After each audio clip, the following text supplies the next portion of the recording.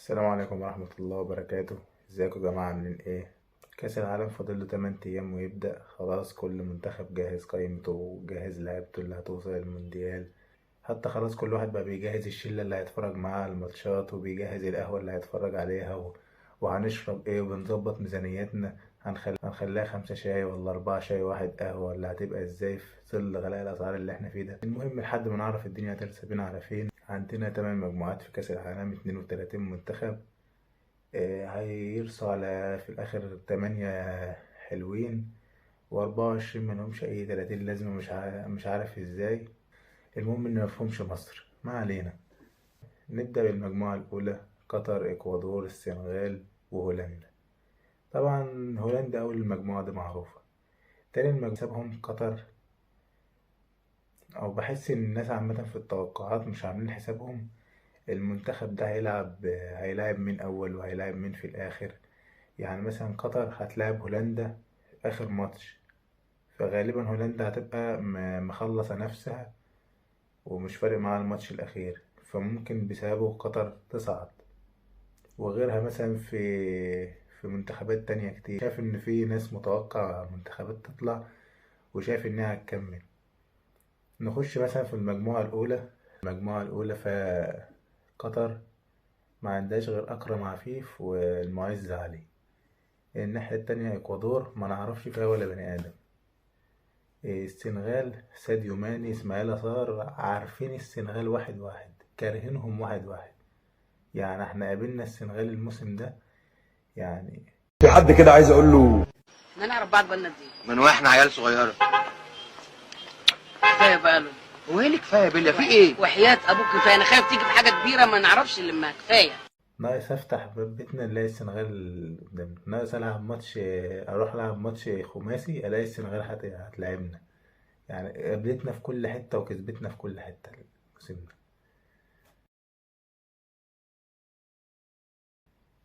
وعندنا هولندا بقى عارفين ممفيس ديباي، بيرجوين، فان دايك، دي ليخت، دي يونج. عيب هولندا بالنسبة لي الجون بتاعها ما عندهاش حارس مرمى حلو، ديمفريس بتاع انتر ميلان، وباك شمال داني بليند. فهي يعني ايه ماشية كويس في الدفاع، تقدر تعمل حاجة.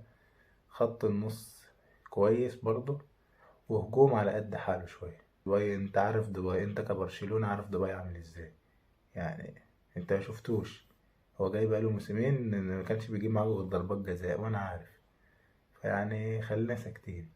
بس هو بقى على المنتخب بيطلع نار من بقه، ما تفهمش ايه اللي بيحصل له مع المنتخب. انجلترا، ايران، امريكا، ويلز. انجلترا، عندك انجلترا بقالها من 2018 لحد 2022 مولعة الدنيا، وحظها ماشي تقع في مجموعات سهلة. لما بيتأهلوا للدور التاني بيلعبوا برضه منتخبات أي كلام. انجلترا من المنتخبات اللي تشوف القايمة تقول هو ازاي ما جابش فلان، وازاي جاب فلان مكان فلان. ازاي ما جابش توني اللي جاب جون في مانشستر سيتي وخسرهم الماتش. فانت يعني، وجيمي فاردي نفس الكلام. فانت يعني انت مشكلتك ان في لعيبه حلوه ما جاتش. التانية ما اعرفش فيها غير مهدي تريمي بتاع بورتو، وكروش اللي هو اللي بيدربه. امريكا بوليسيتش. هي امريكا، بس احنا عارفين امريكا في البطولات بتبقى عامله ازاي، ما بتفهمش ايه اللي بيحصل، بتكسب يعني بتكسب وبتعدي. ويلز يعني احنا عارفين فيها جاريس بيل، والولد داني جيمس اللي كان بيلعب في يونايتد ودلوقتي بيلعب في ليدز، وبارك الله فيما رزق. الارجنتين بلدنا في القلوب متشالة يعني. انا ما شفت، انا كل ما اسال واحد هتشجع مين يقول الارجنتين. نفسك في مين ياخد كاس العالم؟ ارجنتين. هو في إيه يا جماعه؟ يعني كله متعاطف مع ميسي، طب ما في كريستيانو الناحيه التانية. وطلع يفضح المدرب وإدارة مانشستر. بس يعني انت ناسين كريستيانو ولا ايه؟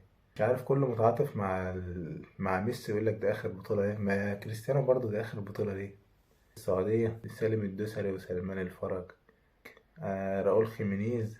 وحارس المرمى طبعا بتاعهم اللي هو الواد ابو شعر ده، اوتشوا، اللي بيلعب من يوم ما وقعت على الكوره وهو بيقف جول للمكسيك. بولندا مش هتعمل الاداء حلو برضه، وهتطلع ما عندهاش لعيبه. بولندا عامه ما عندهاش لعيبه، ما فيش غير يعني. ماشي يا عم، عندها ليفاندوسكي في الهجوم، عندها زيلينسكي في خط النص. ايه تشيزني ده حارس على باب الله. نخش على المجموعة الرابعة، فرنسا، استراليا، الدنمارك، تونس. الدنمارك هتوصل لبعيد، منظمة قوي، عندهم إريكسن، عندهم فواد مش عارف اسمه. واد كان بيلعب حلو قوي في اليورو بتاع 2020 ده، اللي نزل يعني لما إريكسن اتصاب في قلبه وطلع، واحد نزل مكانه هو اللي كمل البطولة. واد كان بيلبس رقم 20 تقريبا. الولد ده يا جماعة خطير، أنا مش فاكر اسمه والله، بس لو عرفت أحطهولكوا هحطلكوا اسمه. تمام. الواد ده جامد أوي. وتونس، علي معلول وسيف الدين الجزيري وفرجاني ساسي والشلة اللي احنا عارفينها دي كلها، ووهبي غزري ويوسف المساكني وطه الخنيسي. واستراليا منتخب مش مهم يعني، ملوش لازمة، هو جاي يضيف شرف بس في البطولة دي. اسبانيا، بالنسبة لاسبانيا يا جماعة، انا مش فاهم انريكي بيعمل ايه بصراحة. مش فاهم المدرب ده ما جابش لخيا، وما جابش راموس، وما جابش تياجو الكنتارا، وما جابش رودريجو مهاجم ليدز اللي جاب 9 اجوان دلوقتي في الدوري. جاب مين بقى؟ ماركو اسينسيو. انا اللي بشجع ريال، ماركو اسينسيو ما جاش من ساعة الجون اللي جابه في برشلونة في السوبر في 2018، ما لعبش كورة. تمام. انت جايبه تعمل بيه؟ ازاي ما جبتش تياجو الكنتارا؟ ده تياجو الكنتارا ده الحسنة الوحيدة في ليفربول السنة دي. يعني انت جبت 26 لعيب وما جبتش منهم الكنتارا. طب راموس كبير، الدخية بيغلط، ما تضمنوش بصراحة يعني. الدخية ما تضمنوش، ممكن يلعب لك ماتش العمر وممكن يلبسك. بس تياجو الكانتارا. كوستاريكا ما نعرفش فيها غير كيلو النفاس، ولو قلت غير كده يبقى انت كذاب. ألمانيا، ماكينات بقى. مشكلتها الوحيدة لحد دلوقتي ان هي يعتبر ما عندهاش مهاجم. ألمانيا من ساعة ماريو جوميز الجرع الطويل ده ما جابتش مهاجم من بعدها. من ساعة ميروسلاف كلوزا وجوميز ما جابوش مهاجمين. فيعني عندهم مشكلة كبيرة وهيلفوا بقى في حوار نلاعب ماريو جوتزا ولا نلاعب يوسف مكوكو اللي عنده 17 سنة ده نلعبه مهاجم، ولا هيلعبوا توماس مولر وتوماس مولر ما بيعرفش يلعب مهاجم. لفة كده لفة، يعني مشكلة بيعانوا منها من 50 سنة. المجموعة السادسة، بلجيكا، كندا، المغرب، كرواتيا. مش عارف ليه دايما حظ المغرب بيقع في مجموعة صعبة. 2018 البرتغال واسبانيا وايران، و2022 بلجيكا وكرواتيا. عن دي بروين، ايدن هازارد اللي سبحان الله مبيبقاش سليم غير هو مع بلجيكا، هو يلعب ماتش مع بلجيكا، وانما يجي يلعب مع ريال مدريد يعني مش عارفين ايه اللي بيجراله. يعني انا متوقع ان هي توصل لبعيد في البطولة، يعني مصر بس هتكسبها على السريع كده، بعد كده نشوف هيعمل ايه في المونديال. كرواتيا الناحية التانية، مودريتش، راكيتيتش، بروزوفيc، هم بص هم نفس الشلة بتوع 2018. هماهم، ما فيش اي جديد. كبروا في السن وبيلعبوا نفس اللعب، انا ما شفتش كده. يعني يعني شايف مودريتش اللي خد الكرة الذهبية ده بيلعب السنة دي احسن ما كان بيلعب في 2018 لما خد الكرة الذهبية. المجموعة السبعة، برازيل، صربيا، سويسرا، كاميرون. طبعا الكاميرون منورانا هنا، فيعني انا هعتمد بس على البرازيل في فيرمينيو. يعني مش عارف، هو بصراحة لما جيت شفت القايمة ما عرفتش يشيل مين، هما كلهم لعيبة مهمة. بس يعني بس يعني فيرمينيو يا عم، هتلعبه مهاجم هيرضى، هتلعبه جناح هيرضى، هتجيبه يسليك في اوضه اللبس هيرضى. يعني هنا البرتغال، غانا، الاوروغواي، كوريا الجنوبيه. احنا البرتغال على فكره يا جماعه، يعني البرتغال او الارجنتين، البرتغال اجمد بكتير من الارجنتين. البرتغال في كل مركز عندها اجمد لعيبه، اجمد لعيبه في العالم دلوقتي.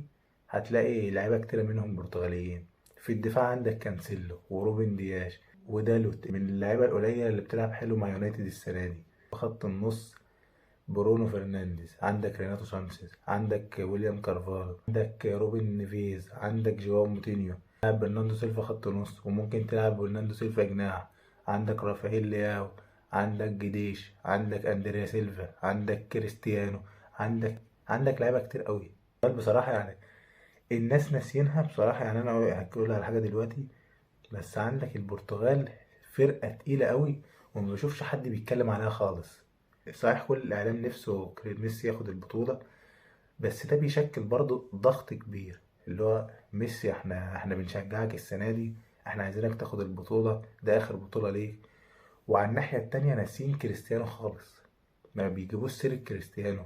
يا جماعة كريستيانو المنتخب بتاعه أجمل من منتخب الأرجنتين بكتير، ومع ذلك انتوا ناسين منتخب البرتغال وبتتكلم عن منتخب الأرجنتين بس. منتخب البرتغال يا جماعة منتخب جامد، ما عنده في كل مركز لاعب واتنين وتلاتة بيلعب على أعلى مستوى.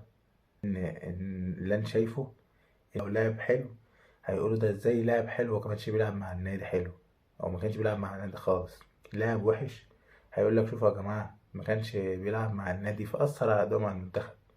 ففي الحالتين عنده عذر، على عكس ميسي اللي يقول لك شوف يعني هو بيلعب مع دوري مستريح، مع انه لعب اداء حلو قوي مثلا من اول الموسم، بس لو لعب اداء وحش في كاس العالم او لو طلع هيبقى في ضغط كبير قوي على ميسي. على عكس كريستيانو لو لعب اداء وحش وطلع، ما الناس ممكن تقول ازاي ومش عارف ايه، بس ممكن برضو يلتمسوا له العذر في الاخر ان هو ما كانش بيلعب مع النادي. على فكرة انا حاسس ان دي حاجة هتفرق قوي والناس ما بتتكلمش عليها، وممكن يبتدي يلاحظوها لما نخش في الماتشات. الاوروجواي يعني تقريبا مشكلتها ان هي ما تبقاش عارفة، يعني هتلاعب كافاني سواريز نونيز، عندهم 3 مهاجمين جامدين جدا على اعلى مستوى. هو المشكله ان المدرب بيلعب 4-4-2، يعني المدرب بتاع الاوروجواي ده من ساعه ما ابتدى هو بيلعب 4-4-2، وفي دايما بين سواريز وكافاني. يعني على فكره يا جماعه سواريز وكافاني ك2 مهاجمين، يعني انت هتفهمش ازاي في توافق بينهم. يعني انتوا 2 مهاجمين مركز 9، ما انتوش اسرع ناس في الدنيا، ومفيش مثلا واحد فيكم سريع وواحد بطيء او كده، ومع ذلك في يعني تناغم غريب في كده، يعرفوا يدوا الون والتو، يعرفوا يلعبوا لعبات مع بعض. يعني تركيبة غريبة بصراحة ما شفتش كده في حياتي. ده يعني ماتش البرتغال والأوروغواي في 2018 بتاع كأس العالم، هما الاتنين يعتبر اللي مطلعين، هما الاتنين اللي مطلعين البرتغال. الجونين وانتو بينهم بيوصلوا للجون. والأوروغواي ما تنسوش إن في 2018 ما طلعتش غير من بطل العالم ساعتها فرنسا. فعلى فكرة منتخب مش سهل. خش على التوقعات بقى. توقعي مركز أول هولندا برضو، يعني هولندا داخل في مجموعة مش قد كده ضعيفة. ومركز تاني نفس السنغال، بس مش عارف ليه حاسسها قطر. يعني هولندا هتلاعب السنغال في الأول، في الغالب هيخسروا بسبب إن أنت ما تضمنش ساديو ماني هيلحق ولا لأ. ففي الغالب حاسس إن قطر قدام الإكوادور هتكسب في الأول فهتاخد 3 نقط. تمام. والناحية التانية هولندا هتلاعب السنغال، فمتوقع برضه إن هولندا هي اللي هتكسب. تمام. ساديو ماني لحد دلوقتي مش ضامنين إذا كان هيلعب ولا لأ، لأن الإصابة بتاعته كانت خطر وقبل كأس العالم. فأول ماتش هيبقى في أول ماتش هيبقى قطر هتلاعب الإكوادور، وتاني ماتش قدام السنغال، تالت ماتش اللي قدام هولندا. وفي أغلب الأحيان هولندا هتبقى كسبانة الماتشين اللي قبلهم، فهتدخل ماتش قطر ممكن تكون مريحة شوية. أنا متوقع اللي هيطلع من المجموعة دي هولندا وقطر. متوقع إنجلترا ومعاها إيران يروش مع المنتخب، لأن بصراحة يعني إيران برضو في 2018 كانت لعبة أداء حلو أوي، لولا إن هي كانت بتلعب مع أسبانيا والبرتغال كان فات هي كان ممكن تكون هي اللي صاعدة مركز تاني. متوقع إن يطلع المجموعة الأرجنتين ومعاها بولندا. انما الهيرفي رينار كان نفسي يعمل بطولة حلوة في كأس العالم السنة دي، بس حظهم ان هم يعني هيلعبوا الارجنتين، بعدها هيلعبوا هولندا، بعد كده هيلعبوا المكسيك. فهي اصلا تنظيم الماتشات ممكن تخليهم هم ما يكملوش في البطولة. المجموعة الرابعة نفس الكلام. انا شايف ان فرنسا طبعا ومعاها الدنمارك، لان انا شايف ان قلت ان الدنمارك حاسس انها هتوصل بعيد في البطولة. تونس واقعة في مجموعة برضه يعني مش سهلة، فيعني للأسف هتخرج بدري. المجموعة الخامسة أسبانيا وألمانيا. أنا بشجع أي منتخب هيلعب ضد أسبانيا، لأن متضايق أوي من إنريك عامل. أنا حاسس إن هو هيلعبوا حلو، وهما ذات نفسهم أسبانيا من أحسن المنتخبات اللي بتلعب دلوقتي في العالم كله. اختياراته أنا حسيت إن هو عشان كان بيلعب في برشلونة ففي لعيبة معينة مش طايقهم أو مش حاببهم. المجموعة الستة بلجيكا والمغرب، دي مفاجأة المونديال بقى. وكرواتيا هتخرج بدري، يعني مع ان حاسس ان مودريتش مش هيوافق على الكلام اللي انا قلته ده. حاسس ان شاء الله المغرب هتعمل حاجة وتقدر تكسب ان شاء الله. المجموعة السبعة طبعا الباشا بتاعنا البرازيل بتاعنا هو اللي هيصعد، ومعاه سويسرا، ما فيهاش مفاجآت قوي. المجموعة التامنة نفس الكلام، يعني البرتغال والأوروجواي. في حاجة في الآخر بقى عايزين نتوقعها، وهي أفضل لاعب في دور المجموعات، أو توقع اللاعب اللي ممكن يتألق في دور المجموعات. بصوا يا جماعة، يعني شايف ساكا وفودن هيلعبوا حلو أوي مع إنجلترا. ديباي كالعادة هيلعب حلو مع هولندا. شايف جمال موسيرا هيلعب حلو. كيميتش هيلعب حلو طبعا. رافائيل لياو انا حاسس ان هو هيولع المونديال. انا مش عايز اقول برضه لعيبه متوقعه قوي، يعني حاسس يعني ما اقدرش اقول كريستيانو، مع ان حاسس ان كريستيانو اللي هو بعد الحوار اللي بيعمل مع الاعلام ده عشان الناس تركز عليه في المونديال. رونالدو هيروح تشيلسي تمام، يا اما بيحاول يخلي الاعلام يخلي باله منه او يركز معاه قبل المونديال عشان يلعب مونديال حلو، فيعرف يسوق نفسه، فيعرف يروح نادي حلو. ان شاء الله علي معلول يلعب مونديال حلو مع تونس ويشرفنا.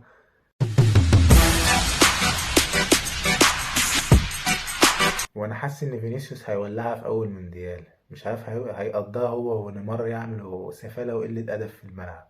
بس يا جماعة ده كل اللي كان عندي عن دور المجموعات.